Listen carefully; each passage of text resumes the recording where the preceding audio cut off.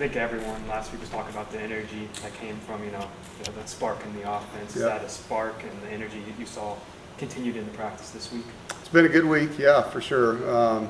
Guys on offense, responded to success and the process of having success. And so, what you don't want to be is somebody who can do it one time. Like, you want to repeat the process. And, Duke's defense is really good. So the challenge changes week to week. And playing against this front, the 90 linemen they rotate, it's going to be a challenge. It's going to be a physical game. So we prepared ourselves for that.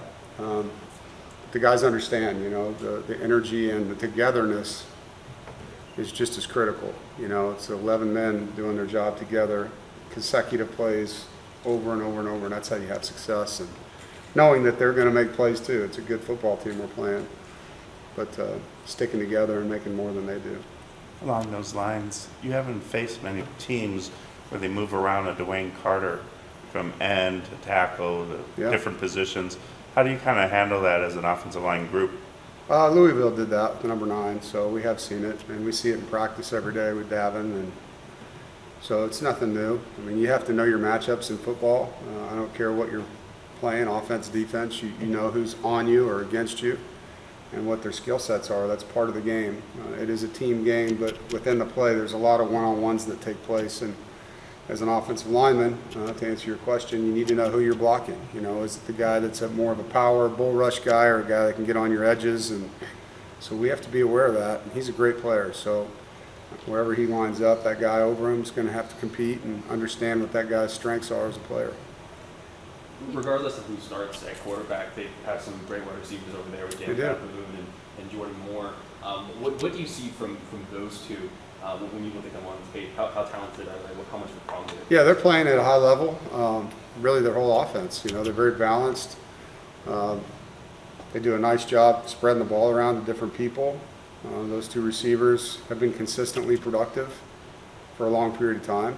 And so, they're confident. They understand the system. There was really good timing with the quarterback, and so that'll be the biggest thing. Anytime you have a new guy behind center, is that same chemistry there, and hopefully we can disrupt that.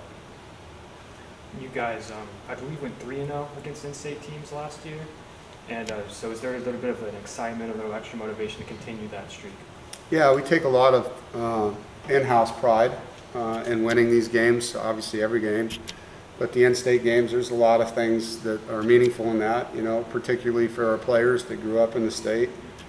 And this game's unique because we haven't played there. No one on our team has played in their stadium. So it's a one-time thing for a lot of our guys, particularly the older players, know they won't get another shot over there at their stadium. Yeah, so last year undefeated in the state, it was meaningful. And we'd love to continue that trend, and obviously we know we have to earn that. You talked about wanting to see the big game 1 to game 2 jump from MJ this week. What have you seen from him in practice? Really the same stuff we saw last week. I mean, he prepared well. He's prepared well all year. And he took to heart, the conversation he and I had in the preseason that at any minute, you're one play away from running this football team, whether it's by injury or something else. And the day that you don't prepare that way is probably the day you play, and then you're mad at yourself, right? So he did that. I mean, he went into every practice like he was the starter, to his credit. And last week he prepared well, and I think, first quarter obviously had his bumps and was able to push through that. So I think that was good, to see him respond to adversity and now understand the team saw that too, the grit that he carries, not just an energy or a spark, but, how resilient he is. There's been some times in the past where you've been vocal that the special teams unit has to win that category. Duke struggled against Notre Dame in special teams in several different ways. Is this one of those games where it could be an advantage of 7 to 10 points? Yeah, I mean, the last 2 times I've coached against Duke, there's been touchdowns on the special teams. There were blocked punts here on both sides. Max Fisher. Max Fisher had a touchdown. Yeah, and then over there when we lost to them my first year, they had a return for a touchdown. So special teams will carry the weight for either team, depending on who does it better. And that's emphasized here every week, but obviously there's a history in that in this matchup. And Jalen Coit, he just continues to put together those great games. Is that confidence you saw building just continuing to go forward? Consistent, understands, the spacing and the flight of the football and how much time he's going to have because of the flight of the ball. Last week's kicker is different than this week's kicker, so you have to look at, you know, hang time and direction and our plan, you know, when to be a little riskier. You know, did he outkick his coverage? Is the ball low?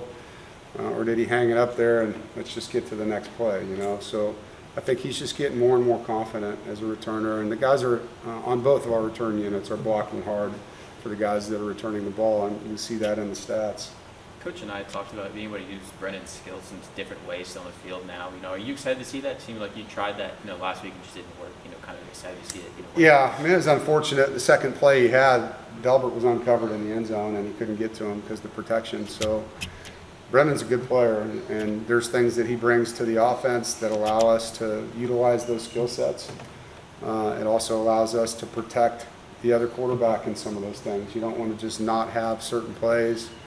We understand what MJ's strengths are and what Brennan's strengths are, and whether we use them or not will depend on the situation. But whoever's behind the center, like I said last week, the 10 guys in there with them have to operate. They have to play for each other, and we can't have a breakdown. You know, on that play, Belton had a breakdown, and that would have been a touchdown. You know, so I think we're going to see how this thing evolves over time, but there's a lot that we can do with both those guys. How's the safety room adopted the next man up mentality with Hakeem and Jakeem? Last man available mentality is what it is. Like we're down to nothing back there, so it's scary, is what it is. Those kids are amazing. You know what they're doing, playing multiple positions and cross-training the nickels and the safeties to play all three spots. So yeah, I mean we're down there with a lot different look than we had when camp started, where we were really 4 deep at safety, and we're barely 2 deep now. And so those kids will hang together, and you know we just need the good Lord to put a blanket on our safeties this week and keep them safe, so we can get to the bye week and heal them up a little bit and get ready for the stretch. Coach and I mentioned challenging offensive players besides like even Casey to get out there and make plays and to elevate that step. What are those conversations like as a coaching staff when you challenge people midway through the season that, hey, you all need to take that next step as players?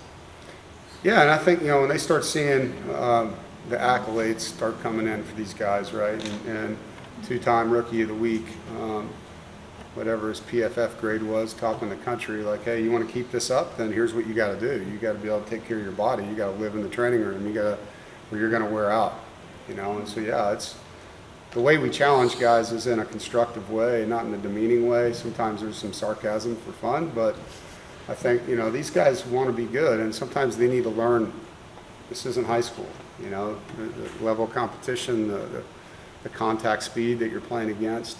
You know, your body can break down if you don't really take care of it.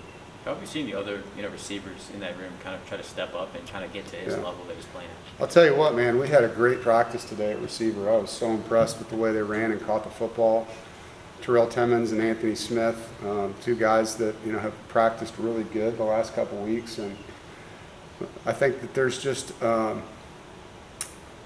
kind of a, oh my gosh, look at this guy make plays. You know, I want to make plays. You know, well, look at how he's practicing. Well, maybe I should practice a certain way, and then it starts to get contagious in there, and that's starting to happen. You know, and I like I said from the beginning, this offense is in year one. It's growing, it's evolving. It's not where it's going to be.